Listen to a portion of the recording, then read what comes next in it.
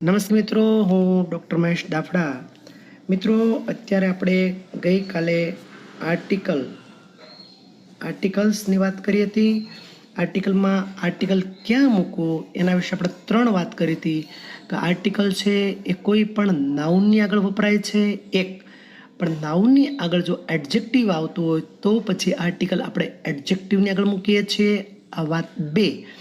ત્રીજી વાત ગઈકાલે આપણે એ કરી હતી કે ભાઈ કોઈ નાઉન હોય, એને આગળ એડજેક્ટિવ હોય, એની આગળ એડવર્બ હોય તો પછી આર્ટિકલ ક્યાં મૂકવું? તો કે ભાઈ તો પછી આપણે આર્ટિકલ છે એ એડવર્બની આગળ મૂકીએ છીએ. ગઈકાલે આપણે આર્ટિકલની અંદર આટલી વસ્તુ આપણે ભણ્યા હતા.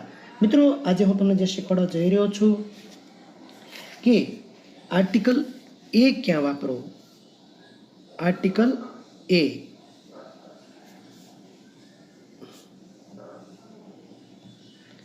આર્ટિકલ એનો ઉપયોગ તો સામાન્ય રીતે કોઈ પણ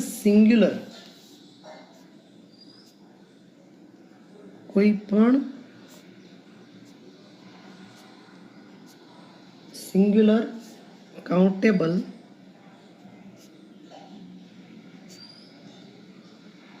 નાઉન કોન્સોનન્ટ નાઉનમાં કોઈ કોન્સોનન્ટ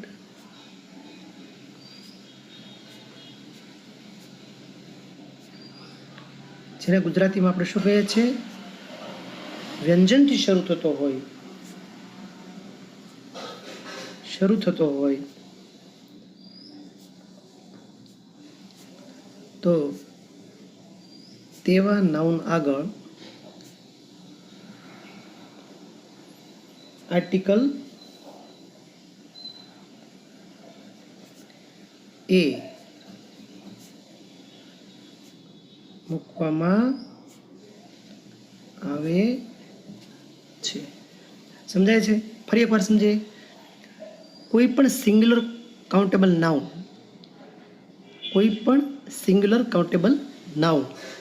એ કોઈ પણ કોન્સોનન્ટ વ્યંજન, જેને આપણે ઇંગ્લિશની અંદર કહીએ છીએ બી, સી, ડી, એફ, જી, આ બધા જે વ્યંજન છે, આ બધા કોન્સોનન્ટ છે. બી, સી, ડી, એફ, જી, એચ, આ બધા જે કોન્સોનન્ટ છે, અહીંયાથી કોઈ પણ નાઉન ચાલુ થતું હોય તો આવા નાઉનની આગળ આપણે આર્ટિકલ એ મૂકીએ છીએ. બરાબર? સમજાય છે? હવે વાત કરીએ આપણે એન. પછી આપણે આના ઉદાહરણો લેશું મિત્રો. એનનો ઉપયોગ જરાક જોઈ લઈએ. હવે આપણે એનનો ઉપયોગ જોઈએ તો કોઈ પણ સિંગ્યુલર કાઉન્ટેબલ નાઉન, કોઈ પણ સિંગ્યુલર કાઉન્ટેબલ નાઉન વોવેલ, જેને આપણે ગુજરાતીમાં કહીએ છીએ સ્વરથી શરૂ થતો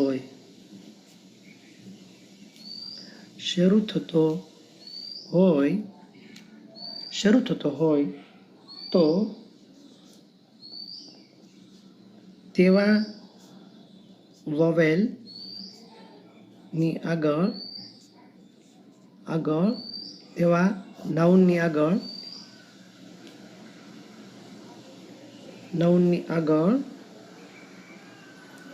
આર્ટિકલ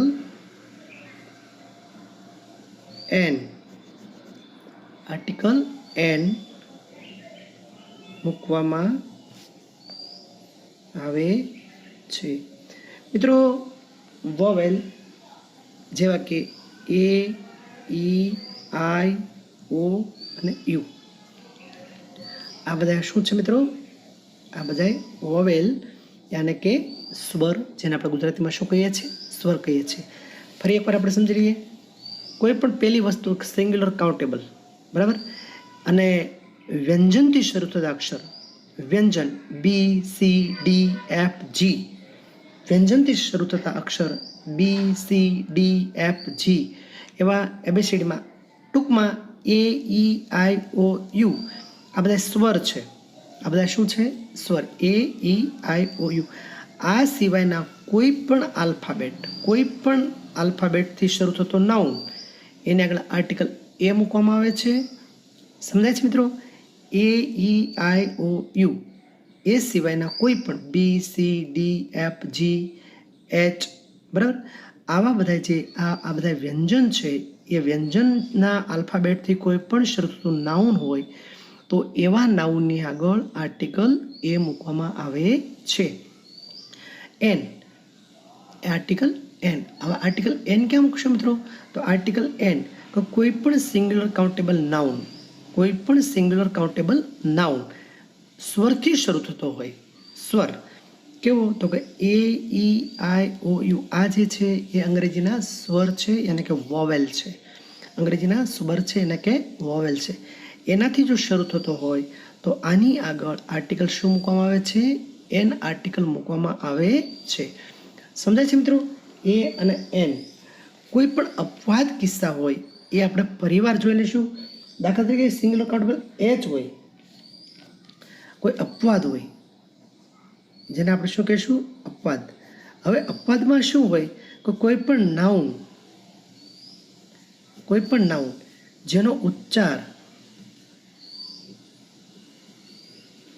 જેનો ઉચ્ચાર એ સ્વર જેવો થતો હોય તો એન આર્ટિકલ મૂકવો. દાખલા તરીકે આપણે ઉદાહરણ લઈએ, એક્ઝામ્પલ તરીકે આપણે લઈએ તો ઓનેસ્ટ. મિત્રો આ ઉદાહરણ ખાસ તમે જોજો. અહીંયા આ નાઉન છે એ શેનાથી ચાલુ થયું છે? તો એચ. હવે એચ જોવા જઈએ તો ખરેખર એચ છે એ આપણા વ્યંજનમાં આવશે. એચ છે એ, ઈ, આઈ, ઓ, યુ આપણા સ્વર છે. એ સ્વર સિવાય એચ જે છે એચ તો એ છે આપણા વ્યંજનમાં આવશે. તો આપણે અહીંયા આર્ટિકલ એ મૂકવાનું મન થાય, સ્વાભાવિક છે. પણ અહીંયા આપણે જે વિશેષણ છે ઓનેસ્ટ, એને આપણે ઓનેસ્ટ એનો ઉચ્ચાર આપણે શું કરીએ છીએ? ઓનેસ્ટ. હવે આ ઓ છે ઓનેસ્ટ, તો ઓ એ રીતસરનું આપણને સ્વરથી શરૂ થતો હોય એવો ઉચ્ચાર અહીંયા થાય છે. તો અહીંયા આપણે ઓનેસ્ટ નહીં લખીએ, પણ આપણે એન ઓનેસ્ટ તરીકે આપણે લખીશું. સમજાય છે મિત્રો? શા માટે એ ન લખ્યો? કેમ કે આનો ઉચ્ચારથી ઓનેસ્ટ થાય. ઓ છે એ ગુજરાતીનો સ્વર છે અને સ્વર હોવાને કારણે આપણે એના આગળ એન આર્ટિકલ મૂકીએ છીએ. મિત્રો આર્ટિકલ્સની અંદર આપણે એનો ઉપયોગ ક્યારે કરી શકાય અને એનનો ઉપયોગ કરી શકાય એના વિશે આપણે અભ્યાસ કરી રહ્યા છીએ. મિત્રો ગઈકાલે આપણે જે વાત કરી હતી કે કોઈ પણ નાઉન એ સ્વરથી શરૂ થતો હોય તો તેના આગળ આપણે એન આર્ટિકલ મૂકીએ છીએ. અને કોઈ પણ નાઉન જો વ્યંજનથી શરૂ થતો હોય તો એની આગળ આપણે એ આર્ટિકલ મૂકીએ છીએ. આપણે ગઈકાલે મિત્રો વાત કરી હતી. પણ કોઈ પણ નાઉન સ્વરથી શરૂ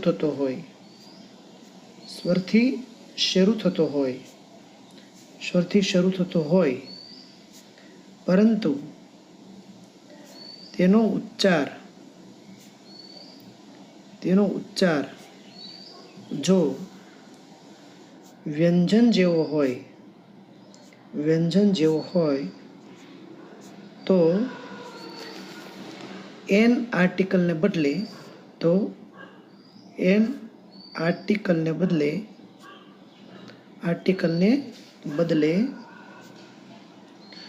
એ આર્ટિકલ મૂકવામાં આવે છે.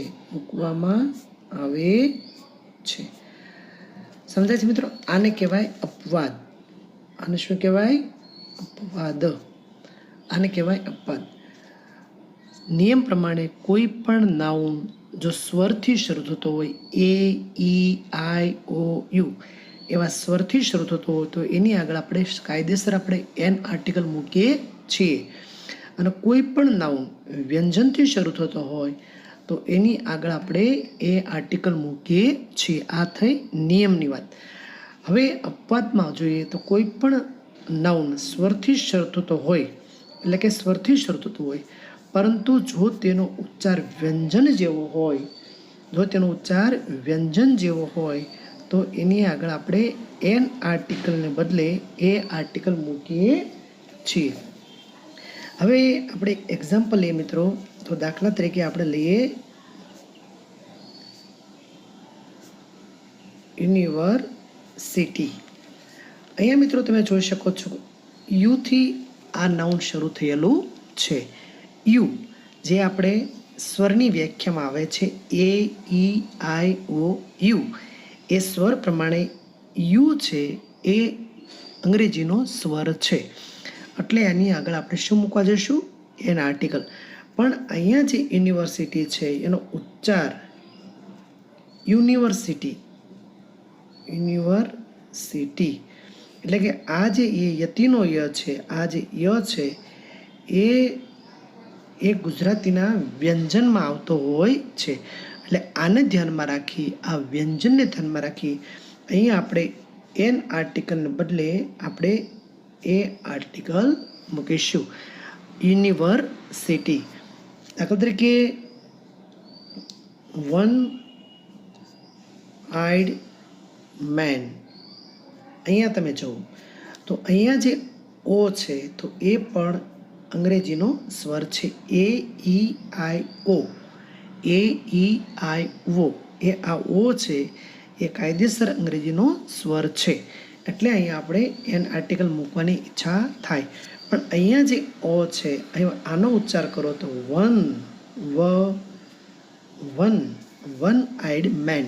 હવે આ વહાણનો વ જે છે, વહાણનો વ, તો એ કાયદેસર એ ગુજરાતીના વ્યંજનમાં આવે છે. એટલે વ્યંજન હોવાને કારણે અહીંયા વન આઈડ મેન એવી રીતે આપણે મૂકી શકીએ છીએ. હવે મિત્રો એવી જ રીતે અપવાદ, જેમ અહીંયા હવે કોઈ પણ વ્યંજનથી શરૂ થતો હોય, કોઈ પણ નાઉન વ્યંજનથી શરૂ થતું હોય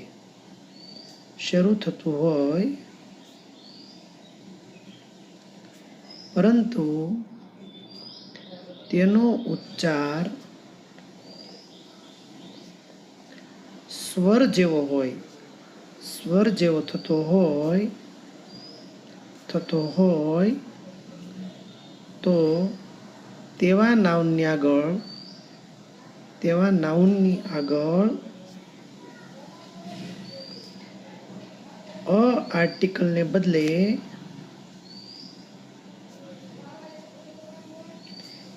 એન આર્ટિકલ મૂકવામાં આવે છે. તો તેવા નાઉનની આગળ અહીંયા સ્વરથી શરૂ થતું હોય પરંતુ ઉચ્ચાર વ્યંજન જેવો હોય, અહીંયા વ્યંજનથી શરૂ થતો હોય પણ ઉચ્ચાર સ્વર જેવો હોય, તો તેવા નાઉનની આગળ આપણે એ આર્ટિકલને બદલે એન આર્ટિકલ મૂકીએ છીએ.